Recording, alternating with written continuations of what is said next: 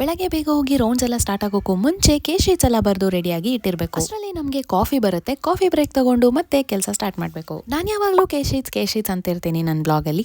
Sheets ಅಂದರೆ ಏನು ಅಂದರೆ ಅಡ್ಮಿಟ್ ಆಗಿರೋ ಪೇಷಂಟ್ಸ್ನ ಫೈಲ್ ಇರುತ್ತಲ್ಲ, ಅದರಲ್ಲಿ ನಾವು ಡೈಲಿ ಅವರ ಪ್ರೋಗ್ರೆಸ್ ನೋಟ್ಸನ್ನು ಬರಿಬೇಕು. ಅಂದರೆ ಅವ್ರ ಶುಗರ್ ಎಷ್ಟಿದೆ, ಬಿ ಪಲ್ಸ್ ಎಲ್ಲ ಎಷ್ಟಿದೆ, ಅವ್ರು ಇವಾಗ ಹೇಗಿದ್ದಾರೆ, ಡ್ರೆಸ್ಸಿಂಗ್ ಮಾಡಿದಾರಾ ಇಲ್ವಾ ಅದನ್ನೆಲ್ಲ ನೋಡಿ ಚೆಕ್ ಮಾಡಿ, ಡ್ರೆಸ್ಸಿಂಗ್ ಮಾಡೋದಿದ್ರೆ ಮಾಡಿ ಅಪ್ಡೇಟ್ ಮಾಡೋದನ್ನು ಶೀಟ್ನ ಫಿಲ್ ಮಾಡಬೇಕಂತ ಹೇಳ್ತೀವಿ. ಬರೀ ಶೀಟ್ನ ಫಿಲ್ ಮಾಡ್ತಿರ್ತೀವಿ ಅಂತ ಅನ್ಕೊಂಡ್ಬೇಡಿ. ಪೇಷಂಟ್ನ ನೋಡಿ ಇದನ್ನೆಲ್ಲ ಚೆಕ್ ಮಾಡಿ ಅದಾದ್ಮೇಲೆ ಫಿಲ್ ಮಾಡೋದು. ಅದಾದ್ಮೇಲೆ ಮಧ್ಯಾಹ್ನ ನನಗೆ OT ಇತ್ತು, ಅಂದರೆ ಸರ್ಜರಿ ಇತ್ತು. ಸೊ ಸ್ಕ್ರಬ್ಸ್ ಹಾಕೊಂಡು ಸರ್ಜರಿಗೆ ಹೋದೆ. ಸರ್ಜರಿ 1 hour or 1.5 hour ಅಲ್ಲಿ ಮುಗಿಯುತ್ತೆ ಅಂತ ಅನ್ಕೊಂಡು ಹೋದ್ರೆ 2.5 hour ಮೇಲೇನೆ ಆಯಿತು.